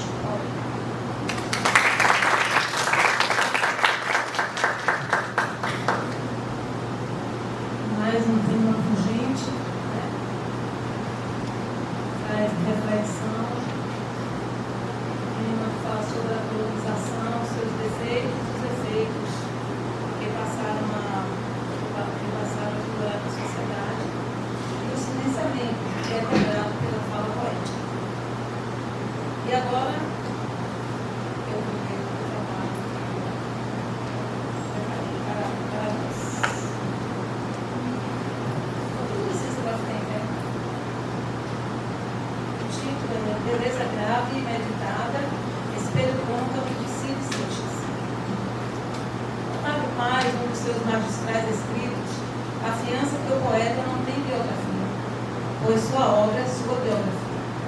Essa verdade é-nos lançada ao rosto cada vez que intentamos escavar a biografia do escritor e constatamos que a sua vida civil apartada daquilo que escreveu ou escreve não dá conta de dizer quem ele realmente é. Por conseguinte, a vida do escritor e a sua escrita são matérias que vigoram com o normal. Os dados biográficos do escritor Cid Seixas dizem que nascera no distrito de Nagé, nos idos de 1948. Nagé pertence a Maragogipe, cidade localizada na região do Recôncavo da Bahia. Ali, em um livro de recortes, preparado por sua mãe, professora primária daquele lugar, teve acesso às primeiras letras, prosseguiu seus estudos e, como todo aquele que almeja alçar voos mais altos, deslocou-se para a capital da Bahia com o propósito de cursar o então denominado segundo grau em colégios públicos de renome naquela época. Aqueles eram tempos de regime militar que perdurou de 1964 a 1995, tempos de triste memória. Ao longo da sua vida profissional, Cid Seixas soube, com maestria, congregada da atividade de jornalista, escritor e professor universitário. A sua colheita criativa perfaz mais de 500 títulos, incluindo livros impressos, eletrônicos, plaquetes, artigos, etc. Presentemente, os e-books que mostram o alinhamento do autor com os novos modos de ler da atualidade. Para esse trabalho, selecionamos a obra Espelho Côncavo, Poemas Escolhidos, para proceder a uma crítica ligeira.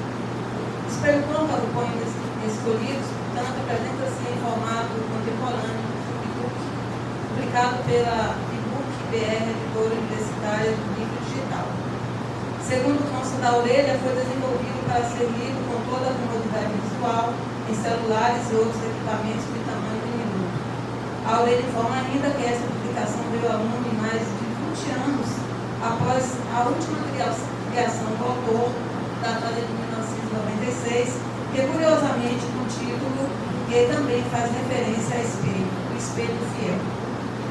Para aqueles que ainda não abrem mão do texto materializado, físico, ou seja, para aqueles que a semelhança do escritor João Baldo tem cisma de cheirar livros, essa obra impressa também pode ser obtida pelas edições Rio Legítimo.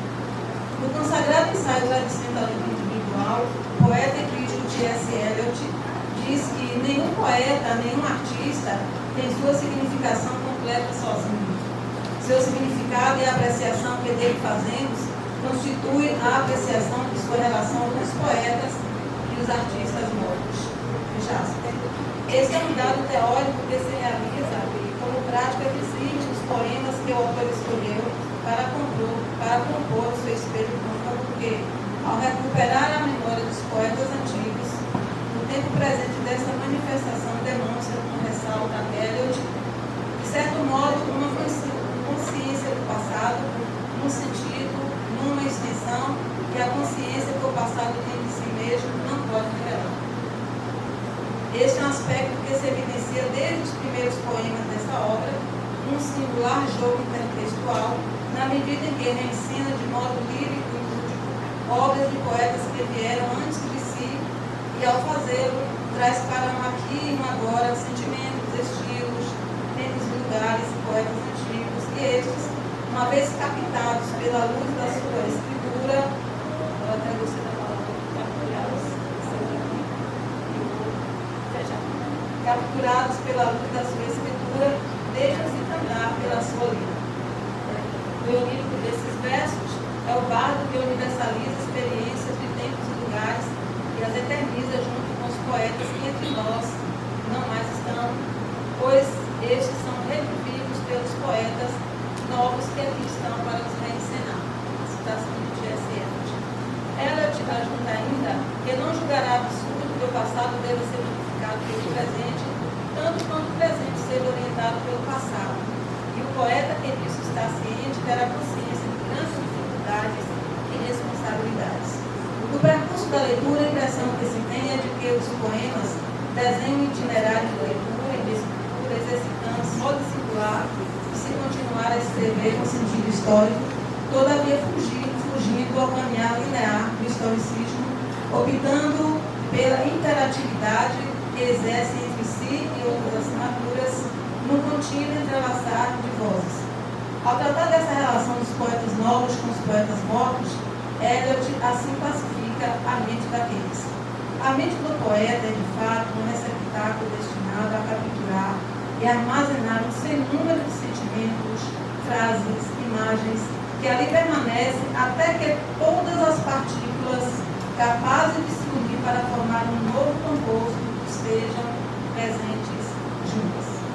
Sem dúvida que o dado novidadeiro aparece nessas partículas que formam um novo composto em todo o percurso da obra, e ora como uma fênix, outras vezes como um cantar de Sherazade, a poesia destes poemas se tece e retece, sem, no entanto, alterar o traço singular do seu autor, a sua assinatura, porque o sentido histórico implica, como apropriadamente também destacou Eliot, a percepção não apenas da caducidade do passado, mas de sua presença. O sentido histórico leva o nome a escrever não somente com a própria geração a quem pertence, em seus ossos, mas com o sentimento de que toda a literatura europeia, desde Homero, e nela incluída toda a literatura do seu próprio país, tem uma existência simultânea e constitui uma ordem simultânea. Esse sentido histórico, que é o sentido tanto do atemporal quanto do temporal, e do atemporal e do temporal reunidos, é que torna um escritor tradicional. E é isso que, ao mesmo tempo, faz com que um escritor se torne mais agudamente consciente do seu lugar no tempo e sua contemporaneidade. Na autocrítica que o autor faz ao seu primeiro livro de poesia, ele diz muito sincera e severamente que se apercebeu de que houvera escrito alguns versos e pouca poesia. O que não ocorre é espelho côncavo, no qual se verifica de modo inequívoco uma poesia tangida pela força da sua expressão, marcada pelo domínio da matéria poética, o que situa o poeta, como apropriadamente destacou Jorge Amado, na primeira linha da poesia brasileira, malgrado essa frase de modéstia que eu considero retórica, que perpassa a autocrítica às suas primeiras obras desses escritores. Os poemas escolhidos do Chico Seixas são ponto de encontro entre nós e toda a literatura que tenha sido escrita desde Homero, como assinala Eliot, pois que se constitui um ponto de encontro entre as expressão poética provida da literatura ocidental e oriental, dessa na evocação que faz a Mahmoud Ibn Ghazvi e a sua interação entre o mundo islâmico e hindu, o hedonismo que se sustenta os poemas quadra de Rubai de Khayyam, barro persa, as cruzes poéticas que se espraiam difundindo saberes e culturas. A poesia desses versos entabula diálogo desde Esopo, renascido em Fedro, a nos lembrar da poesia didática tão cara aos humanos, incluindo nesse diálogo Godofredo Filho, Dalí Feira de Santana, poeta pioneiro da poesia modernista na Bahia. Conversa com Federico Garcia Lorca, a maior expressão poética da Espanha do século XX, o autor que soube vincular diferentes autores, tradições e correntes literárias. Canta fazendo com que o livro das cantigas de amor dê as mãos ao livro das cantigas de amigo e juntos cantem a impossibilidade do trovador e a falta do amigo. Canta com Malarmé pela via da antinomia também. Faz de Tebas a alegoria da sua cidade, a qual carrega consigo a semelhança do Peramujo, que nunca se aparta da sua casa. Ressignifica a face material do soneto sem prejuízo dos seus 14 versos fixos. E canta a intimidade sagrada que pode haver no soliloquio entre o homem e o divino. Com engenho e arte, oferece lições de poema nos seus metapoemas e a saudade de tempos e pessoas perdidas nas suas elegias. Poetas de longe e de perto comparecem neste banquete caleidoscópico em que o alimento é a poesia. O diálogo universal tem início com Manuel Bandeira, João Cabral de Melo Neto e versos depois Jorge Amado e assim sucessivamente, como podemos perceber. Os poemas comparecem reunidos em um consórcio de vozes e assinaturas que estão para além de tempos e lugares. Como professoralmente explica o autor, quando da apresentação que faz da obra, ler é um modo de criar, inventar e ultrapassar os próprios limites. Para ilustrar como esse processo se realiza nesta obra, selecionamos 2 poemas para uma leitura ligeira. O primeiro se chama Espelho Côncavo, que assim canta: quero tudo que não tenho, porque nunca o terei. Deseja a rainha do sonho na cama do próprio rei. O que tem está perdido entre o nada que ganhei. Do outro lado, o que não tive, onde existe, queiro e entendo. Não quero aquilo que quero, o objeto é só querer. Não amamos quem amamos, mas o amor volta de si. Neste poema são observados muito nitidamente 2 movimentos. O diálogo que o poema recente tabula com a composição passada de Manuel Bandeira e, ao evocá-la, o faz a pretexto de inspiração. O outro movimento é o de expressão de conhecimento a respeito da natureza humana. A estratégia adotada pelo lírico é a de entremear sua voz às vozes de outrem, demonstrando estar consciente tanto das limitações do ser humano, sua natureza volúvel, do seu desejar por desejado, por desejar apenas, como um mero capricho. Outra lição que se aprende, especialmente nesses versos, não amamos quem amamos, mas o amor, modo de ser, é a de que o sentimento que chamamos de amor se encontra no plano mais alto, para além do visível. O poema Água Acústica, a seu modo também, canta e ensina. Diz assim: o nome Capibaribe, ou mesmo no Beberibe, bebi o sabor da água que não busquei nos rios, chegado a este recinto. Da corrente da palavra de poeta João, profundo tornou-se um val. Arrastado a toda pena, fui em busca de bandeira. Assim, saciada a sede, não pude, como queria, beber a líquida água, não apenas eufônica, dos rios deste recinto.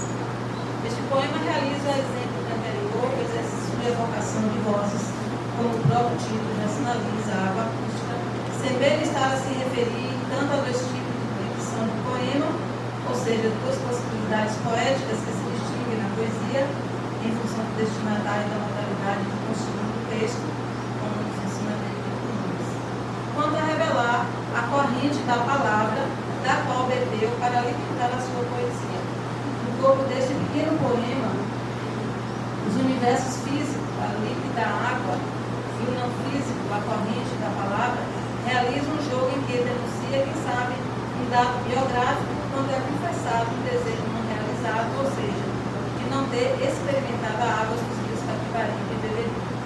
E aqui ficamos a nos perguntar e arriscamos a inferir se não seria porque os mesmos estariam próprios para a ingestão humana em razão da contaminação, algo que é cantado por João Cabral de Melo Neto no seu longo poema Câncer Plumas, nesse verso que pergunta: por que sobre ela a água sempre como queriam os aluscas?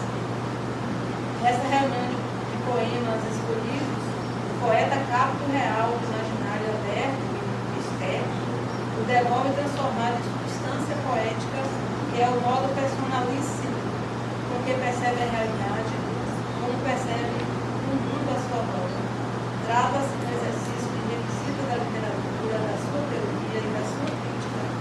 Exercício de universalidade da fala poética, para a qual fronteiras são inúteis, mostrando que a obra se sustenta em alicerces de inter-e textualidade que se move nos diálogos que tabula o contexto de autores com os quais se ombreia.